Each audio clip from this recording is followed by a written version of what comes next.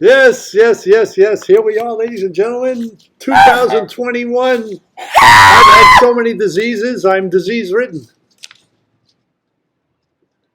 Yes, and we're going to read this little essay, little sketch that we did. Benjamin's going to read it, and everyone's going to laugh. All right. Yes, there she is, folks. Yes, there she is, folks. The quiet, well-mannered Bertha Control. Bertha runs a Planned Parenthood clinic for animals. She recently organized a group to celebrate chickens called No Pack! Bertha feels strongly that thoroughbreds in stud farms should have to pay for it like everyone else. A runaway horse once dragged her across the state of Wyoming. She did invent a birth control for farmers' wives called EIELOUD. She longs to groom the sweepover of Donald on Sadie Hawkins Day. Her best friend is Yenta, named Goldilocks. Golda fills her car's gas tank with chicken soup. It doesn't run, but it hasn't had a cold in 30 years. She feels no woman should get married until she can cook. And nag a husband to a latke. Golda's the purest woman in town. At night, she glows from the waist down. For fun, she likes to have men peek under her throw rug. Her high school friend, Henrietta Fenelty, who runs a punk rock mortuary, when she says get down, she means it. Henrietta invented edible caskets for people buried prematurely. For fun, Henrietta goes to a fertility clinic to birth her test tube babies. She longs to have a man stain her hope chest, but she will settle for hooking up in the fruit section and squeezing cantaloupes. She once made Albert Einstein's hair stand out. Twice a week she pays a paper boy to throw her on the porch. She used to be married to Eli Witless until she caught him cleaning down the spouts of in a pig's eye. Ina was willing to raise her flag on anyone's flagpole. Ina drank so much at the last Olympics they used her breath to light the Olympic torch. Ina was sued by Stanley Stirrups for impersonating an inflatable woman. A nude picture of Ina is the only thing that made Muhammad Ali flinch.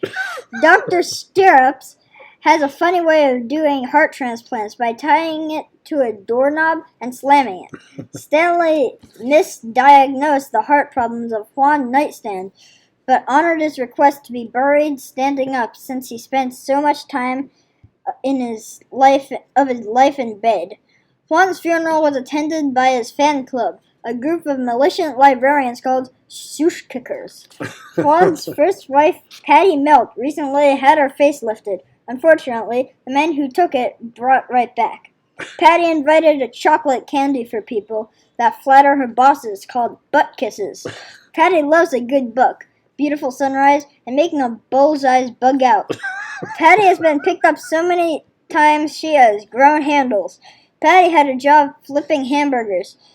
She said she could make a big boy in 3 minutes, but she said she could make a boy big in 2 minutes. Ay. That's terrible. Lovely. And there she is, folks. Beautiful. She is something else.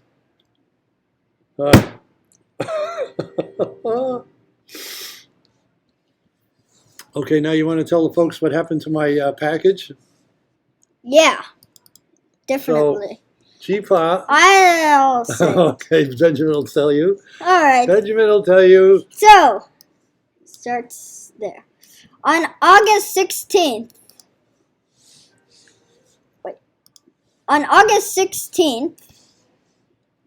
shipment information was sent to FedEx. The next day, on the 17th, it arrived at FedEx location Brazelton, Georgia. The next day, on August 18th, it left Georgia and made it to Calhoun, Tennessee, wherever that is. And the next day, on August 19th, it went from Tennessee Pennsylvania. to Pennsylvania to Maspeth, New York. Maspeth, New York. That's closer. And then on August 20th, it left New York and went to Keys Bay, New Jersey. And then on August 21st, it went to local FedEx facility at Brooklyn, New York. And then the next day, it arrived at Edison, New Jersey.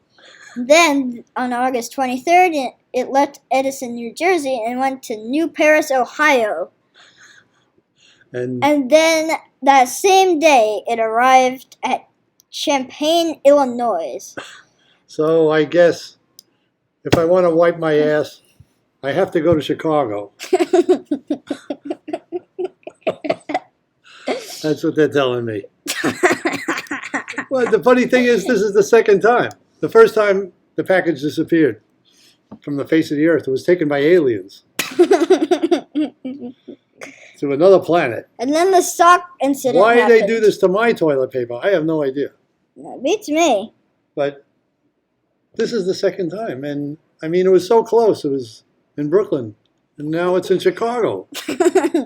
It's in Georgia. Who in their right mind would drive a piece of toilet paper across the country? Several times. It's been places I've never been.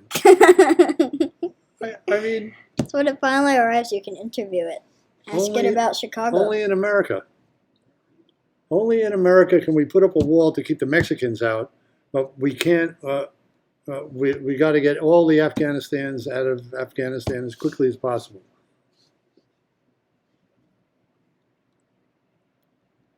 I don't know, folks. Beats me. And now, for our next act, we will disappear.